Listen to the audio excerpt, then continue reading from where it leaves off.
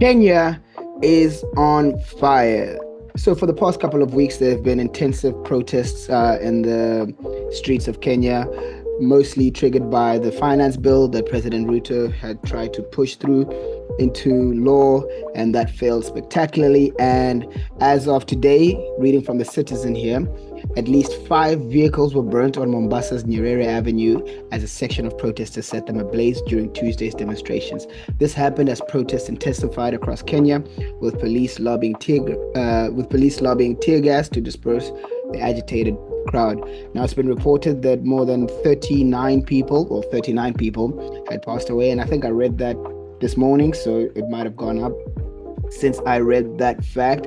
And to help us understand all the ongoings in Kenya right now is Vincent Owino. He's a journalist for the East African, and we actually met in Kigali a couple of months back. We had an interview with him there where we were talking about businesses across Africa, and hopefully he can illuminate exactly what the situation is like on the ground, and hopefully in the near future we can have more such perspectives. And yeah, this is Mahatma Talks, guys. Like, share, subscribe, send this to your family and friends, and we will be back with Vincent Owino. Hey, how you doing, man? Fine, thank you. How are you?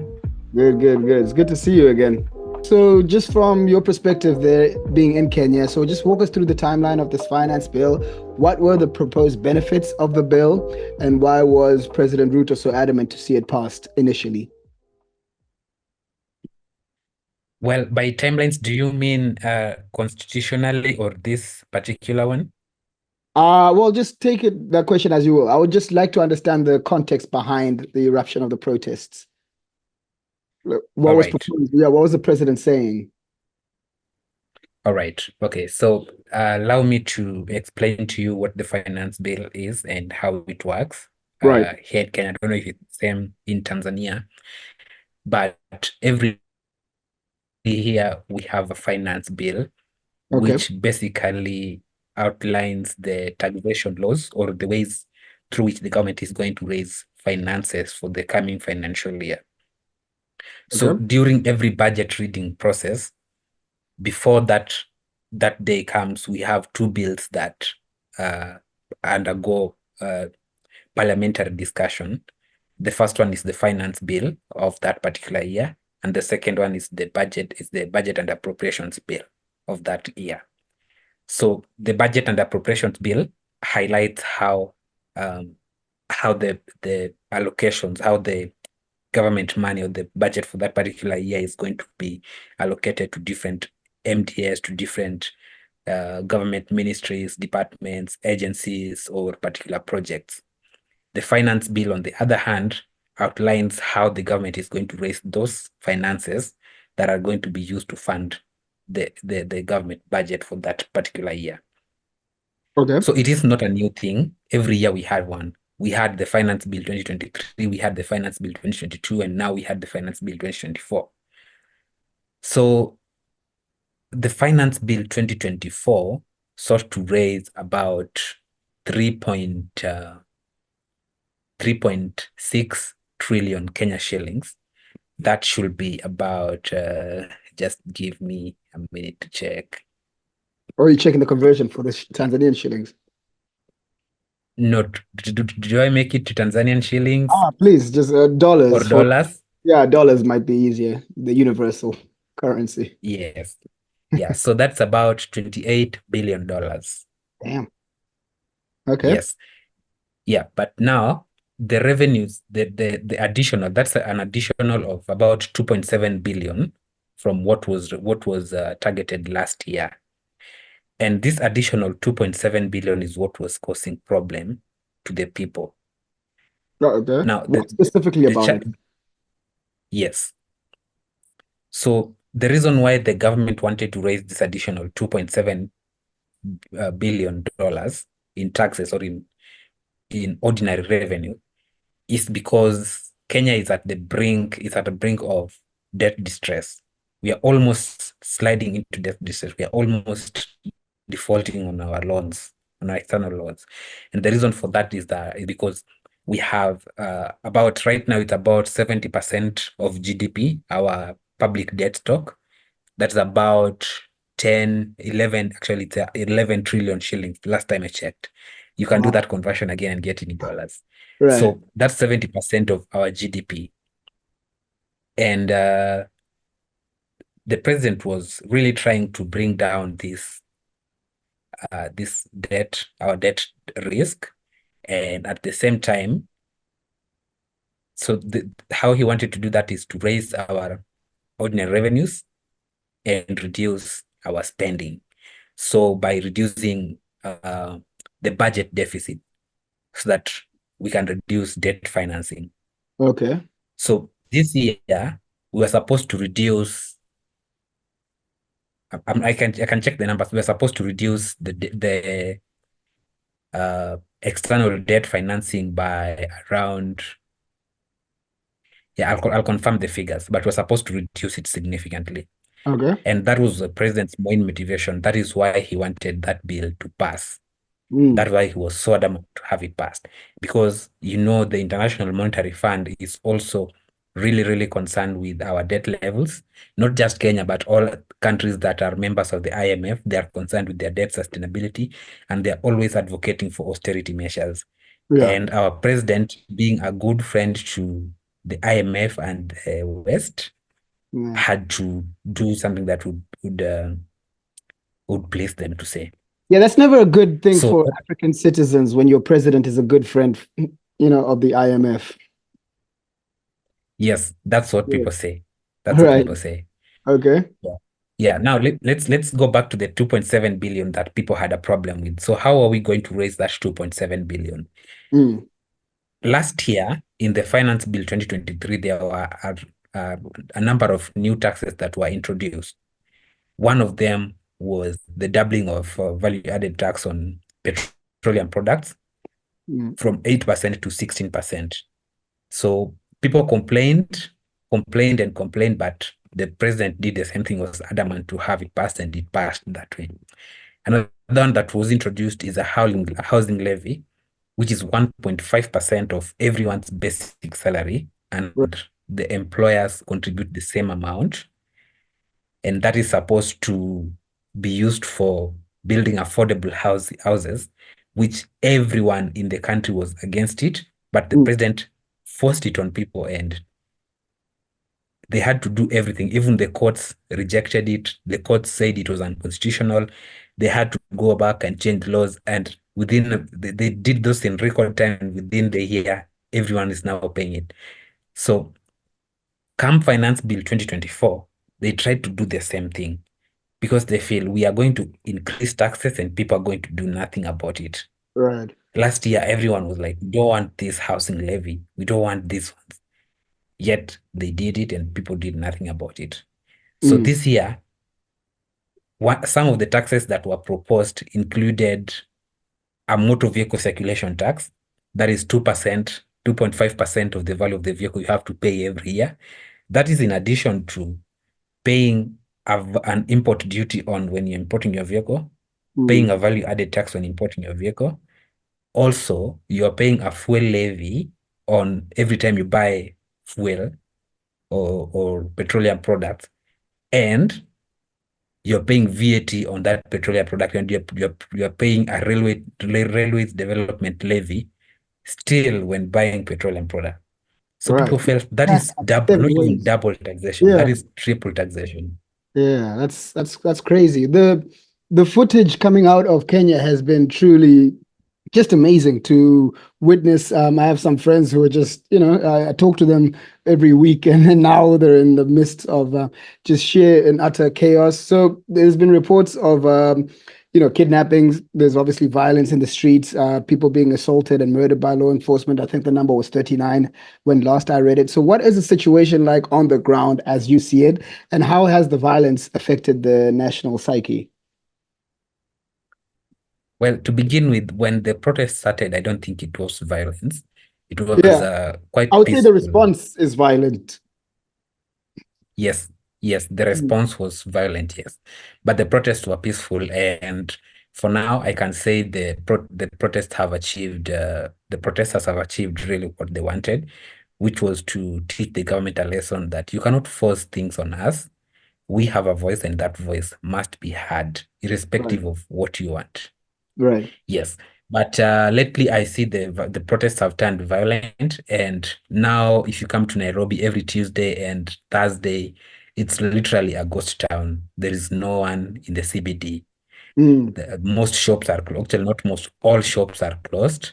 There is no business going on. So it's definitely going to impact the national output of the country by a huge percentage uh, in the long run.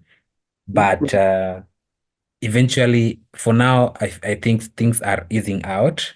It's just a few criminal elements that have now taken over the protests and are making it very, very violent. Yeah, the But opportunist. initially, yes. Mm. Yeah, okay. Yeah.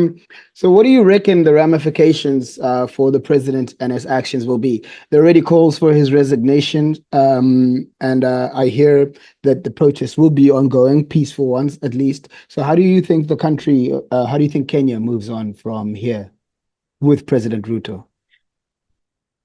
Well, to begin with, I don't think he will resign. Even if he were to resign, we don't have the Independent Electoral and Boundaries Commission has literally no commissioner, which means if he were to resign, of course, if he were to resign, the deputy president would take over as president. But I don't think he would himself want that, or anyone in the country want that.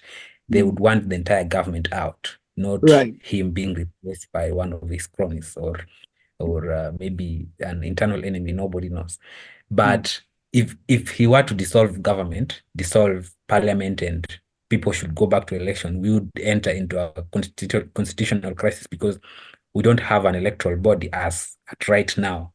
There Right. is no electoral body, and that electoral body has to be constituted before we can do an election. So, first thing, a resignation or a dissolution of parliament or government is out of question.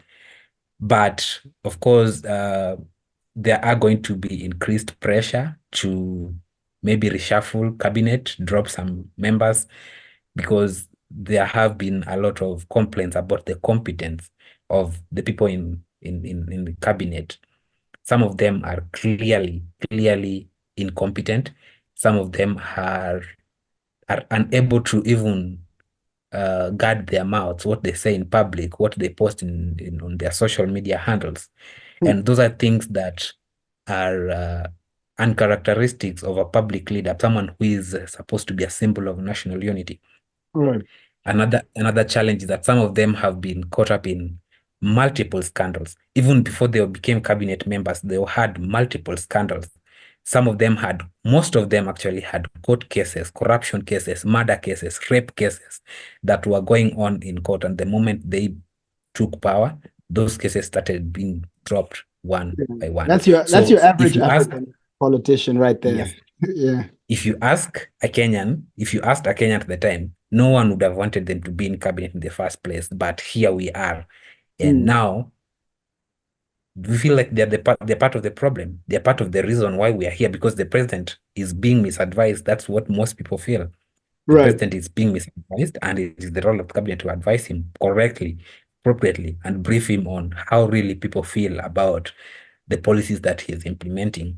So possibly that is what we could be seeing soon, but we are still not sure because there is a reason why he appointed them there, and that was, of course, political reasons. But a lot of the political atmosphere has changed, and we don't know what might happen in the coming days. Okay, so just lastly, to close us off, in these Mm. protests over the past few weeks, have you found any unifying voices? Leaders that naturally rise to the top, and if there are any, which I assume there might be, what are the specific policy demands from these leaders of these protests in terms of other policies? Not chanting against a bill, maybe pushing for something. Are there any specific demands that Kenyan protesters are looking to see implemented while they have the stage now? Okay, now, first, there is no leadership for the protests. Ah, There all is right. no one that has come out to say I am the leader of this protest. The Yeah. leaders are faceless, they are nameless, they're not known. It's just like mobilization. People come up and post anonymous posts about we're going to protest on this day, we're going to do this on this day. Okay. So the one who began those, it began sort of like a hashtag on Twitter, Mm, Occupy Parliament. On mm. Tuesday, we are going to occupy Parliament. So one of the challenges with the protest is that because it has no leader, there is no one to call it off. So that is why the criminal elements are taking advantage. Right. But it's important to note that the initial idea was to reject the finance bill. And amidst all the heat of protesting the finance bill, and when it became clear in the beginning that the government was not going to back down on that, now they wanted the entire government to go. Right. And the members of parliament which voted for that bill are now in trouble with their constituents, who some of them want to recall them back, but they cannot because there is no legally constituted electoral body which can even hold an election. Right. Damn. Yeah, so I feel if you ask me personally, I am a Gen Z myself, but I was not because I had to work. Journalists always have to work. If I was not at work, I would have joined the protest. I promise you that.